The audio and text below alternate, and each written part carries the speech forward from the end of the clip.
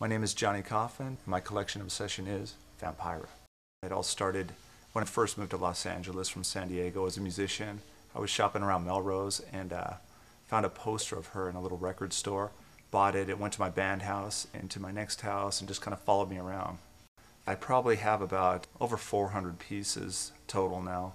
Original prints, original scripts from the show, original contracts, her artwork, her diaries. It's pretty extensive at this point. Let me tell you about Vampira. She was born Mila Normie in the 20s, moved to Hollywood in the 40s and started pinup modeling for Bernard of Hollywood and Man Ray, a lot of different photographers of the time. She modeled along with Marilyn Monroe, which was Norma Jean, and started a show called The Vampira Show that was on KABC TV and became kind of an overnight sensation. 1954, she was friends with James Dean, Orson Welles, Marlon Brando. She had kind of a rich history. Vampira was very controversial for her times. She was the dark character, the first horror host, really, pre-Elvira. She was discovered in a Halloween costume ball in Hollywood. They were looking for a horror host, and an ABC affiliate was there, the producer, and spotted her and said, "This has to be our host." Her show started in 1954, and it lasted for a year until September of 1955 when James Dean died.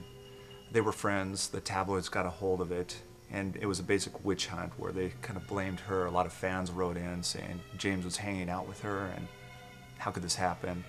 Bad publicity, and unfortunately they canceled her show. She was blackballed. I met Vampira about 11 years ago, and it was the beginning of a great friendship that we had together.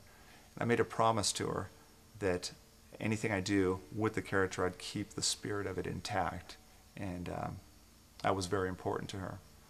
Vampira's always been an influence in Coffin Case, my own business.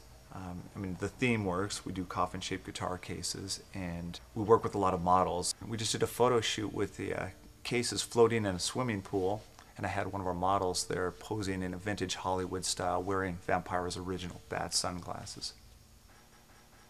Vampira was sensationalized about 10 years ago when the Ed Wood movie came out with Johnny Depp. She was pulled into that to consult with Tim Burton, but she was a character in the film because she was in the original Plan 9 from Outer Space. So that kind of gives her that cult status that everybody knows her for, but she was much more than that. Vampira is forever eternal.